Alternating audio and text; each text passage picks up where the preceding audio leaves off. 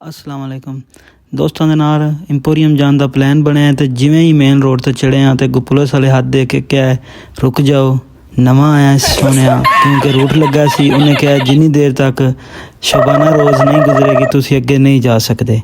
जिवें ही जनाब मोहतरम गुजरे ने असी गए हाँ इंपोरियम माल की तरफ तो माल के बाहर जाते ही वेख्या कि वाम का जमे गफीर सी बहुत ज़्यादा रश सी। असी सोचा शायद अज क्रिसमस से 5 दिसंबर की छुट्टी इस वजह तो रश है। तो जिवें ही माल के अंदर पहुँचे तो पता लग्या इत्थे अज आया रजब भट्ट जिंदी वजह तो बहुत ज़्यादा वाम है तो वाम सारी पागल हुई है रजब भट्ट नूं वेखण वास्ते। यह छोटा जिहा सैटअप लगा है गड्डियां दी रेसिंग वाला, इत्थे छोटियां छोटियां गड्डियां दी रेसिंग हो रही सी।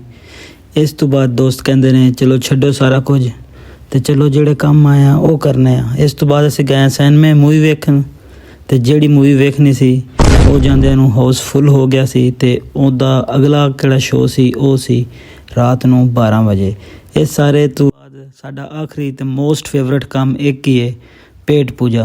तो दोस्तां कहा चलो जी सब तो पहले पेट पूजा करने आ, पहले पेट पूजा ते फिर कम दूजा। पेट पूजा की वाम दा रश वेख्या इंजॉय किया, वाम सेल्फियाँ बना रही थी रजब भट्ट नाल। सेल्फियाँ तो चीखां सुनन तो बाद असां भी फैसला किया चलो जी हुण चलिए बड़ा शुगर हो गया है। तो जिवें ही बाहर निकलन का सोचा तो अगों पार्किंग इन्ना को रश सी कि अद्धा घंटा लग गया गड्डी नूं बाहर कढ़द्या इंपोरियम माल तो। जिवें ही इंपोरियम माल तो बाहर निकले तो शुक्र अदा किया।